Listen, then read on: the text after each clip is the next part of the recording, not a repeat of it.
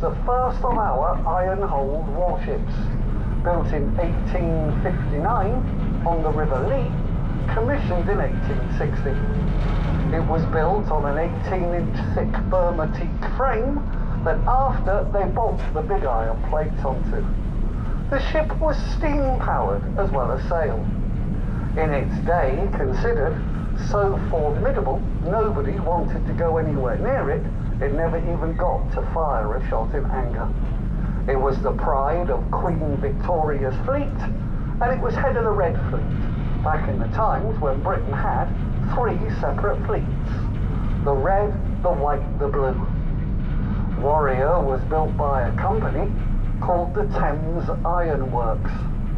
Now back then they had a little football team, which over the years becomes West Ham. This is why their nickname is the Hammers, or the Irons, because of the Thames Iron Works. Okay folks, just here to the right is the corner of South Railway Jetty.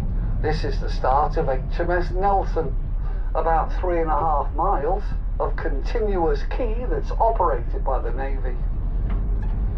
This red brick building here with the stone tower, they call Semaphore Tower, home to the King's Harbour Masters. We call them KHM for short. They have total control of every vessel's movement in and around the port, from the smallest workboats right up to the largest of the cross-channel ferries. They're always watching with radar and CCTV, and they have Ministry of Defence police launches patrolling 24 hours a day.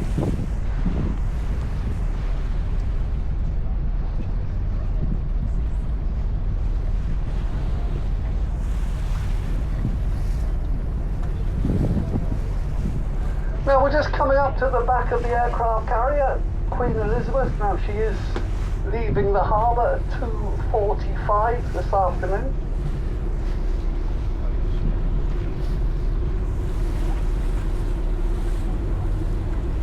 At 65,000 tonnes, QEC, or Queen Elizabeth class carriers, are the largest class of carrier ever built for the Navy. They were mostly built in Rosyth.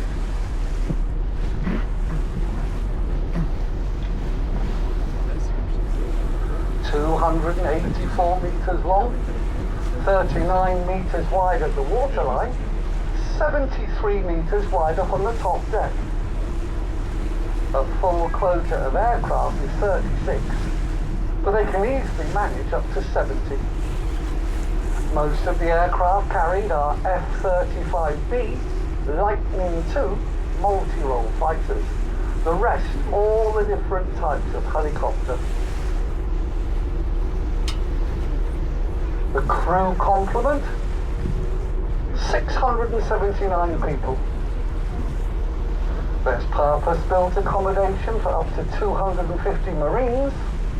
And when you add the pilots, the air crews, and all the technicians, now we're looking at 1,600 people on board.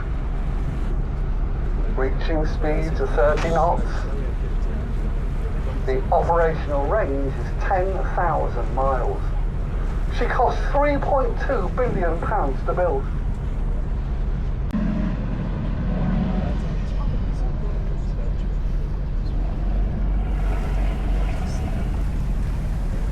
If you look over to the right of us, there are 5 big dry docks over there. Can you see the long black gates with the bright yellow railings? Each one of them leads you back into a 30-acre lagoon of water. We had these Napoleonic guys digging all that out too. When they finished over there, they lined the floor with bricks. They let the water flow back in, and you can keep it high tide back there, no matter what's going on outside here.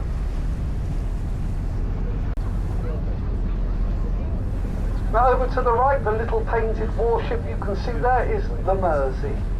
We have 3 of these Batch 1 river class patrol vessels. Now they're all named after the rivers, the Mersey, the Severn and the Tyne, because as I've just said, they are Batch 1 river class patrol boats. Now they were all built round about the year 2000.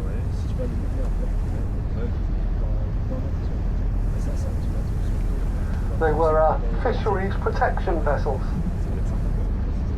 The Royal Navy no longer looks after fisheries protection. This has been handed over to two big civilian ships.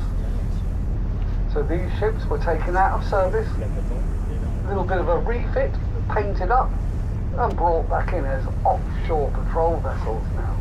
That's it.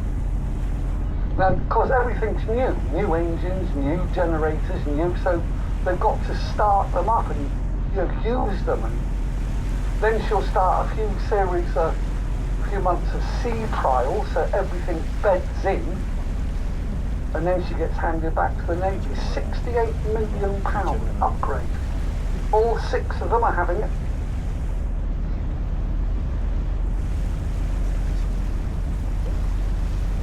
Can you hear the whistling?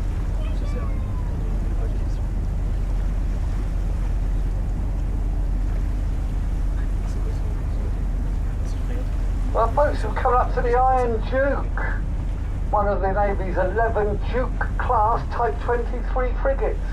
And I was very sad to hear that she will no longer, be a Portsmouth ship. They want her down in Devonport. They're going to post her down at Devonport. That will be her main home now.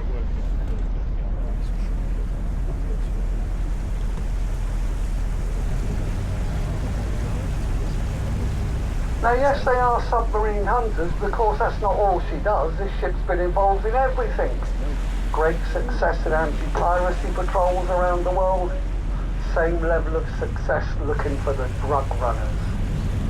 Over the years, a number of times they've been asked to alter course, get a wave off some of the crew, head to the islands or countries recently devastated by natural disasters.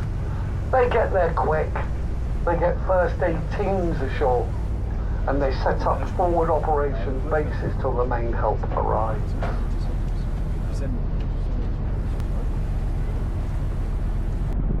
Wave Knight here, auxiliary ship 389, was a Wave class fast fleet tanker, a replenishment at sea ship. So you would rendezvous with her right out at sea, so she could fill you up with fuel. And of course, while you're there, you can collect food, water, ammunition. She wasn't big enough to look after the aircraft carriers.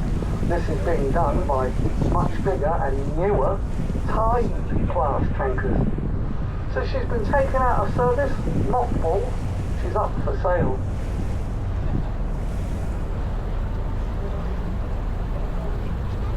So this round stone tower was built by the prisoners digging out this end of the harbour so our guards could get up on the top and try to keep some sort of watch over them.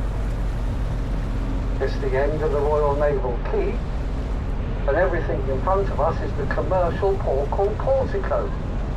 Portico are the second biggest importer of fruit and vegetables in the UK, second only to Dover. They bring up to 70% of Britain's bananas here. Just looking at the CS quality registered in Singapore.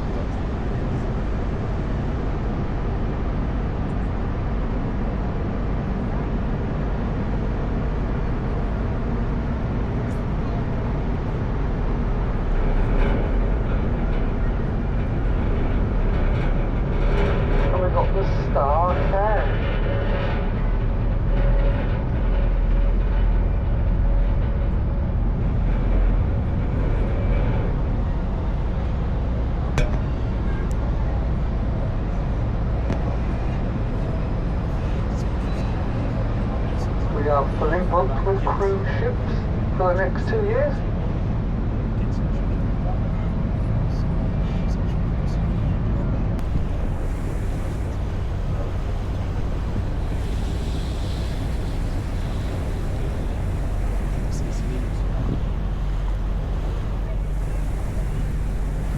Now looking over to the right, folks, over the top of link span number 3 and 4 here.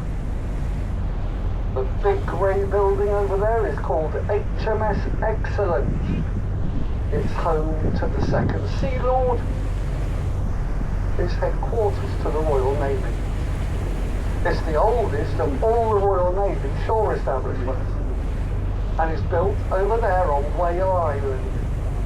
All of the land across there is a really big island. And that's all the mud and dirt the Napoleonic guys were digging out the harbour, being carted across there and dumped until they built it. It literally takes years.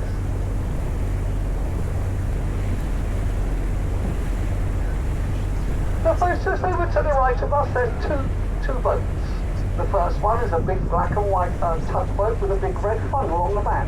And right next to it is a smaller boat that has a thin red funnel on the back. Now it doesn't matter where you personally are stood or sat, when you are in the middle of these two red funnels, you ready?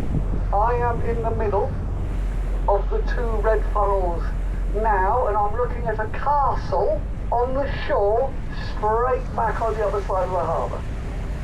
It's called Portsmouth Castle, and it was a Roman fortress. They built those walls first in 285 AD. Years later being used by Saxons. Let's find it, it's in a bit of a state.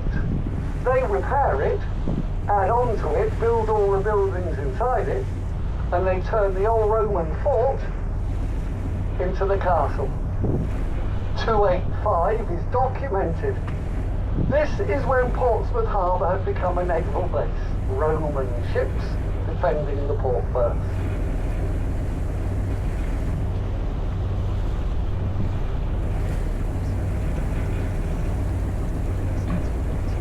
Now guys, if you look over to the right into the middle of the harbour there, this morning, the whole of that middle out there, 16.5 miles, was dry land, mud and sand. Even now, in some places, it's just above ankle deep there. If I was to try and sail through there, we will run aground straight away. That's how shallow it is at the moment. Now, even at high tide, at 3 o'clock, I can't sail across there, I will run aground. Now that's how deep all of Portsmouth Harbour was in the olden days. You couldn't sail big ships into Portsmouth. They had to be left anchored outside at the deep water anchorages called Spit Head, and they still anchor the ships out there today. You would row in and out of the harbour. Have you seen the two frigates over to the right? The first one is the Monmouth, the second one the Montrose.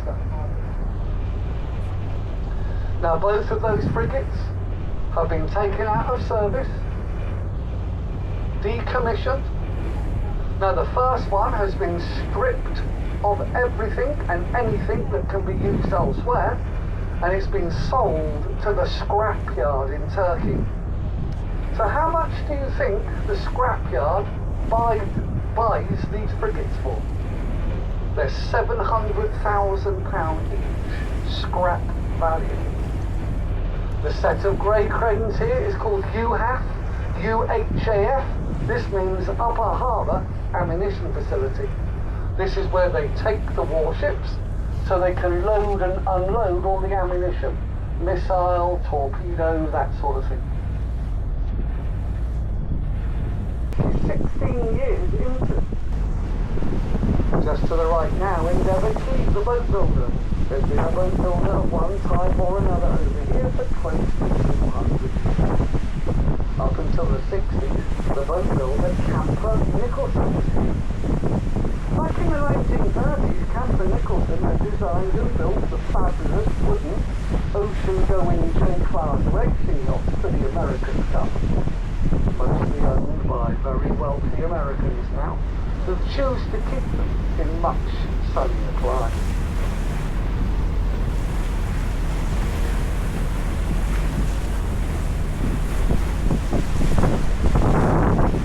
Ahead of us and over to the right is the entrance to Hasler Creek. Hasler Creek was HMS Dolphin, the Royal Navy submarine base. The last of the diesel-class submarines left here in 1987. The new ones now all becoming nuclear, heading to Devonport and Fairslane.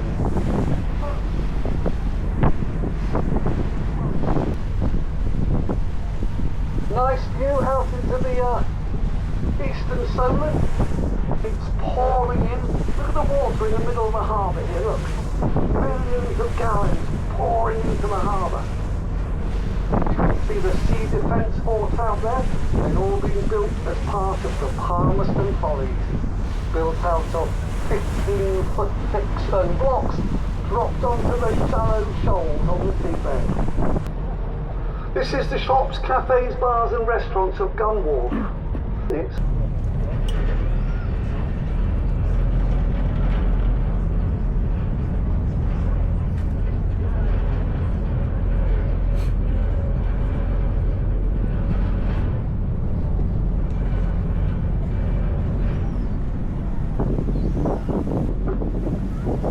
well, good afternoon and welcome aboard. We're just backing out of Warf.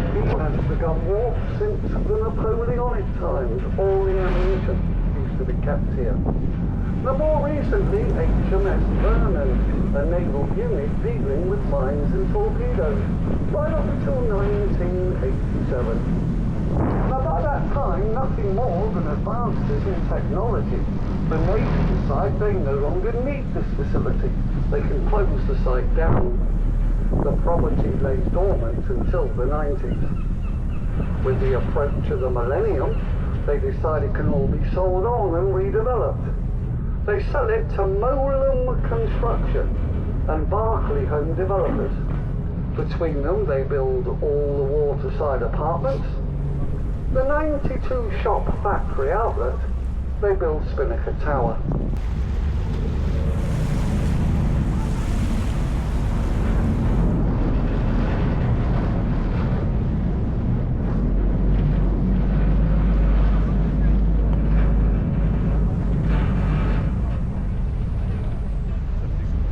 Over to the right we got White Rider 2. So that means White Rider 1 is the Fastcat currently on duty, operating the Fastcat crossing from Portsmouth Harbour mainline railway station, just over here on the right. They pick up their passengers, cross the Solent to Ryde Pier on the Isle of Wight. Thanks again for coming along with us today. We hope you've enjoyed the tour, and please be very careful stepping off the vessel.